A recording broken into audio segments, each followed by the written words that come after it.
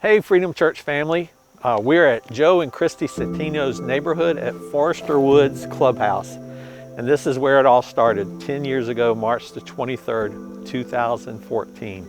I want to start out by just saying I'm thankful to God for His grace and mercy and His faithfulness during this time. And I'm also thankful for you guys. You have made this journey the most enjoyable journey that you could ever imagine, but this is where it all started. And we were only here for 2 Sundays, but you had to be here to really experience it because it was packed out. There were people everywhere, but we had no nurseries, we had no children's rooms, so everybody was crammed into this little building, and we had our first 2 services here, and that's all we had were 2 services. And then we came back later on and we actually had our first baptism and our first baby dedication here. In fact, Elodie Citino was one of the first ones that was baptized, as well as Abby and Mikhail White. So because of that, this place holds a very special place in my heart, because this is where it began 10 years ago. And so again, I want to thank you for your faithfulness. I want to thank God for His faithfulness and especially for His grace. That's one thing I have been constantly aware of as we have been on this 10-year journey, has been God's grace, and I've experienced His grace over and over again. Now we're going to hop into the vehicle and we're going to go to our next location. We had 2 other locations after this before we got to Butler Road. So again, thank you for your faithfulness and thank you for joining us on this 10-year anniversary celebration. Here we are at our second location at Brookfield Oaks Business Park, and this used to be formerly Summit Church. It's now Turning Point Church, but this is where our second location was. And there's 2 things about this season as we are going through our 21 days of prayer. And the disciples asked Jesus, teach us to pray. I'm reminded of in the Lord's Prayer, it said, give us this day our daily bread. And during this season, God really gave us our daily bread because Summit Church was very gracious. In fact, they approached me and said, hey, would you like to rent our building? And hey, to have a building where we would have kids classes and we were able to meet here on Wednesday nights for our student ministry. We jumped at the chance, but they were gracious in the fact that they really charged us hardly anything, just enough to maybe cover electricity. And because of that, we were able to save money so that we could be ready to at some point purchase a building. And so they were very gracious to us during that season. But the other thing that I'm reminded of during that season is we couldn't have church when they had church. So we had to have church at 4 o'clock in the afternoon on Sunday, which is the worst time in the world to try to have church. In fact, during that season, we rarely ever had visitors. And so everybody came in, and it was the time when everybody was about to settle down at home in normal church hours and take their afternoon nap. So you can only imagine what it was like.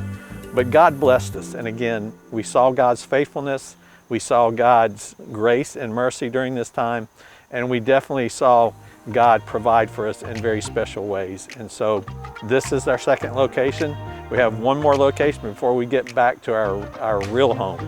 And here we are at our third location, the Ray Hopkins Senior Citizen Building, and actually we called it the Ray. I can remember a time, I don't remember what event it was, that we were here in Malden, and I ran into Dennis Raines, who was the mayor at the time, and we started talking about the church, and we started talking about how by this time we really wanted to settle down in the Malden area, and he made a suggestion. He said, hey, have you thought about checking into the Malden Cultural Center and see if that's available for rent? And so we checked into it, and instead of going to the Malden Cultural Center, they sent us here to the Ray Hopkins Center, which was perfect because there's this big huge gymnasium that we would turn into looking like an auditorium, and then upstairs we had our kids classes, and we did have our kids church downstairs. And so this building fit perfectly. But this building was a special time for us because we actually would have to get here at 6:30 in the morning, and we would have to get all these carpeted carts that had all the children's tables and all the children's material, all the pipe and drape booth, and we had to literally set up church every single Sunday. And as soon as church was over, we had to take all that stuff down, pack it up, and leave the building nice and clean for the senior citizens when they come in on Monday morning. So it was a special time because our people really bonded together during this season, and it was a special place, and this is where our heart grew for the Malden area. And so once again, it was God's grace, God's faithfulness, because again, He was giving us our daily bread, because the amount of money that we spent to lease the building was really hardly anything. And again, we were able to save money in order for us to be able to purchase our location at Butler Road. So again, we saw God's faithfulness, but again, this was really special because our people really bonded together. Anytime you have to get up at 6:30 in the morning when you're half asleep and try to set up a church and make it look like a church, and then some of them would go home and then come back. So it was a great time, and it's a special memory for us to be here, and we really thankful for the city for allowing us to be here. And so a special thank you to shout out to Dennis for suggesting that, because I think this was a critical moment for us here as Freedom Church.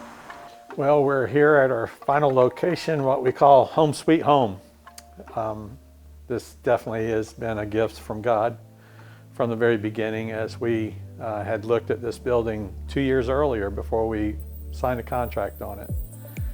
And we looked at it and we just weren't able to afford it financially, and somehow this building remained vacant for 2 years. A company bought it out of Atlanta. They were going to put an after-school care program into this building, and they had actually started putting up metal studs. And halfway through, the company that was going to rent and lease the building found out they couldn't get out of their current lease, and so everything totally shut down. And so this place went on the market for 2 years. Don't know how it stayed under the radar all that time, other than the fact that the realtor who had it, instead of putting it in commercial listing, actually put it in residential. So no one knew it was for sale. And people were driving by looking at this building, wanting to purchase it. And Nick's dad, Rick Hammett, actually contacted us a second time and said, "Are you sure you don't want this building? I think it's going to be available." And so we came and took a look at it, and all the trustees that we had at that time were in total agreement. Let's go for it. And we actually purchased this building for $475,000. We put in probably another $400,000, which in today's terms is really low, because there's a building down the street right now that's up for sale for $2.1 million. And so God showed Himself great and mighty on our behalf, because I honestly don't know how we got into this building with the finances that we had. I can remember when the final numbers came in for the upfit and putting in the sheetrock and all that, I felt sick to my stomach, literally. But somehow in the process of this, we kind of regrouped, we downsized what we were going to originally do. And before you knew it, we were in the building and actually came in under budget and did some extra things there that really set us up for our phase 2, which we just now finished. But God was gracious.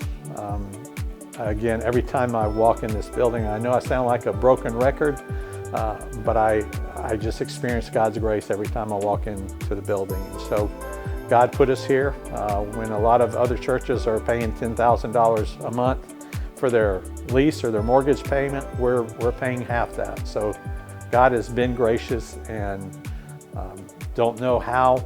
I really don't know how we did it, other than to God be the glory. Great things He has done. First of all, I want to thank some people, and first on the list is my family. Lisa, you have walked beside me through thick and thin, through the good days and the bad days when I felt the weight. Nate and Kristen, Nick and Megan, I couldn't ask for better kids. You've been so faithful, and you've walked beside your dad and your pastor. I want to thank the trustees. Could not have ever done any of this without your support and your prayer and loving on our people. And thirdly, I want to thank the people. The building's not the church, you are the church. And every day when I come in here and I look at the empty chairs, and then on Sunday I look how you guys stand around and you just enjoy fellowshipping with one another. I watch how you walk up to our visitors and talk to them and how friendly you are. And that's one comment that I constantly get from people that visit here is, this is one friendly church.